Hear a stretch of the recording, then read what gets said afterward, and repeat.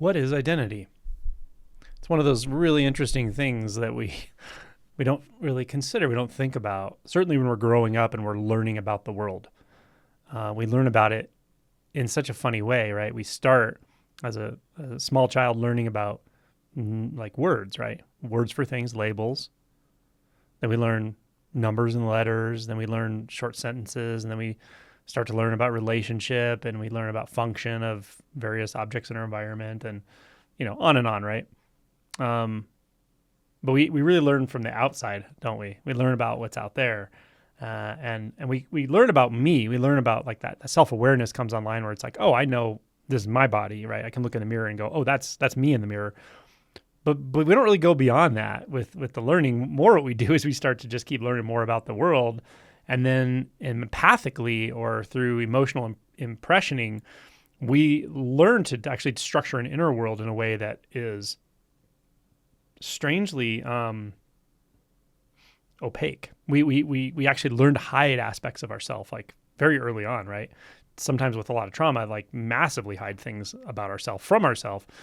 So yeah, we learn, and as far as like conventional learning, we learn about the outside world and the way life works. And sometimes we learn in really dysfunctional ways, but through emotional impressioning, through trauma, through hopefully some nurturing and love and so forth, we actually learn how to form an inner world that is partially private, partially public, and that we sort of mitigate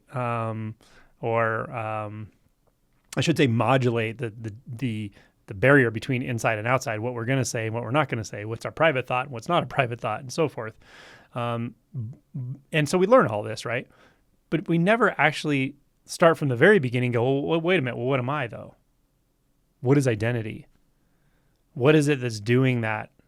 Trying to like modulate the inside world and outside world. What is it that's trying to navigate this whole world? We actually don't often think to look at that. And actually, sometimes I think kids do. Kids might ask these sort of existential questions. And a lot of times adults think, oh, that's cute, At worst, it could be like a very religious family and they'll give you some weird religious answer, right? Oh, it's because God did this or the Bible said, and you just get some doctrine, and that's probably more confusing to the child. But yeah, kids on occasion will ask these questions like, where did I come from? Or what happened? Where was I before I was born? Or where were you before, these kinds of questions that they're just so simple. And yet I think we actually teach kids not to ask them. I think a lot of adults, maybe it makes adults uncomfortable because they don't know, or it just makes them uncomfortable because they don't want to know what would happen if they looked inside. Or again, it's like doctrinal, it's religious, and you feel like compelled to tell your kid, oh, it's because of this, religious belief, or vice versa. Oh, there is no God. There's no, like you feel like compelled to give them this atheist framework, but none of that is actually addressing the question. None of those approaches are addressing the question. And the child often does have those significant questions, but probably doesn't take it too deep. I think sometimes they do, actually. That's why I've talked to people who've had kind of these existential crises as a child, or sometimes even sounds like what might be an awakening as an older child. I've heard of this.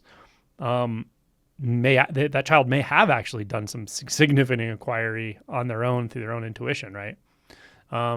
But the vast majority of us, that doesn't really happen. So we find ourselves in adulthood and just in the throes of life, just already in the process of just trying to survive and trying to, get what we need in life and trying to form a career and form relationships. And, without noticing it, we're spending most of the day trying to get validation and love and be seen, and actually keeping that inner world somewhat hidden, right? We're trying to bury things without always knowing that.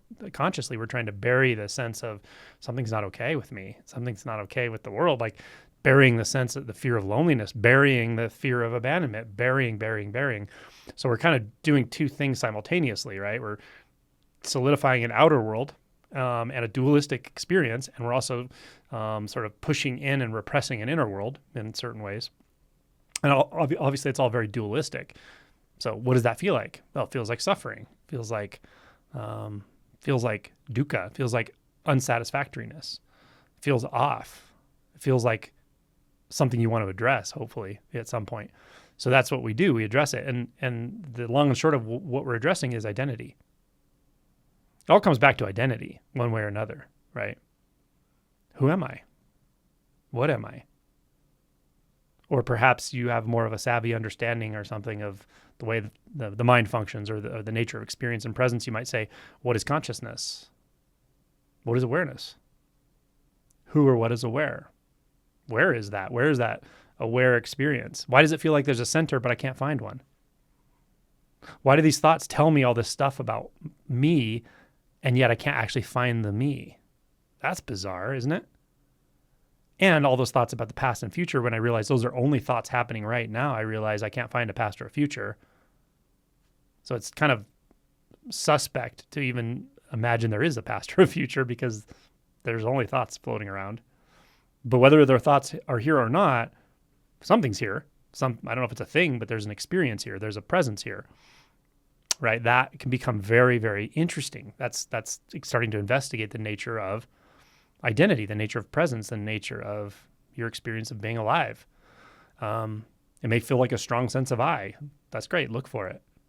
It may not. It may just feel like, thoughts, and I'm not sure what's aware of the thoughts. Well, try to find out. Look, see, what is aware of those thoughts, if anything. So this is the investigation into the nature of identity, and that is really what this whole thing is about from beginning to end. As far as the mechanistic aspects of realization, that's what it's about. There are many implications that are far-reaching and important, like in deeper realization. Ultimately, we hopefully start to live out the non-dualistic truths that we are waking up to, that the insights, the direct insights, and becoming more altruistic, hopefully, over time, and less self-centered, and more willing to dissolve our views again and again and again in our beliefs, until we really start to function well, both in the relative and absolute aspect simultaneously. These implications are there, and they're very important. But as far as the mechanism of this process, from what I've seen in all of its iterations, I've seen many, really comes down to identity. How does that function for you?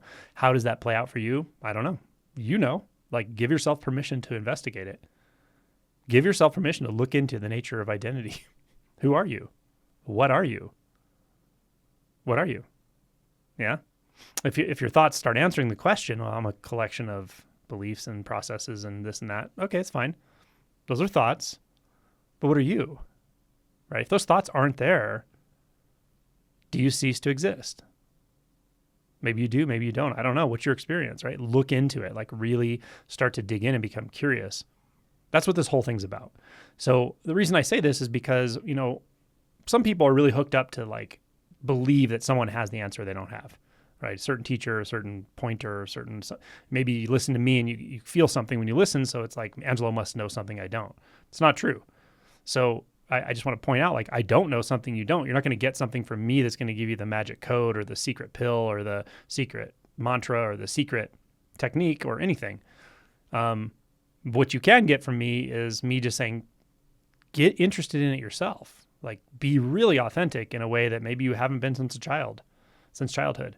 And when you start to do this, as I often say, you're going to encounter some strange stuff. You're going to encounter some internal resistance. You may encounter external resistance from your family members as well, but it's ultimately a pretty solitary process anyway. So you don't necessarily have to involve others, but yeah, you're going to find some internal resistance. You're going to find some emotions that'll surprise you that come to the surface, including fear.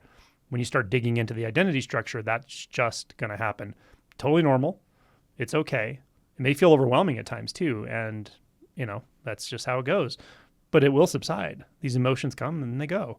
So when you really start digging in, it's not just as simple as going, oh, aha, I found this or I didn't find that. And what does that mean? And what are the implications of that? It's not a philosophical unfolding, really. It's a direct investigation through insight and intuition. That's what it ultimately is. That can take you in all kinds of directions too, by the way. It can take you to different kinds of practices or groups or processes or surrender or, something really powerful may just come into your life when you start doing this. Can be anything. It could be a teacher, it could be a book, it could be a physical experience, it could be Kundalini, it could be energetic, it could be anything, a lot of emotion coming that you didn't realize was there, a big exploration of that, and some maybe childhood narratives around it. Like all kinds of things come when you take this up, this investigation. But it's the right direction if you're really interested in the big question. If you're interested in suffering, why do I suffer? That's what this is about. That's what this whole thing is about. Or just this burning curiosity about the nature of reality, when reality seems somehow incorrect. It's like it's being experienced in a way that's not fully authentic or real, and you get a sense that there's something about the way you're processing it that's causing that. That also can really drive this. That's just another way of saying suffering. Misperception. In Buddhism, they would call it ignorance, which kind of is meant in a different way than we would use the term now. But it's delusion, essentially. Delusion about the nature of reality, the dualistic nature, the temporal nature, and so forth. So investigate it. That's it. That's what this is all about, right? It's about addressing those fundamental questions. And I give you permission to do that, to investigate that, and I give you permission to give yourself permission, and then it's on you, really. Like you can find the resources. They will come to your aid when you're serious about this. But as I always say, be willing to feel, and be willing to feel some intense stuff at times, and some surprising things, and be willing to see things you didn't know about yourself, and that's okay. You can trust the process. That's the gist of this. That's the underlying message here, is really trust the process, and have fun. It's quite a wild ride.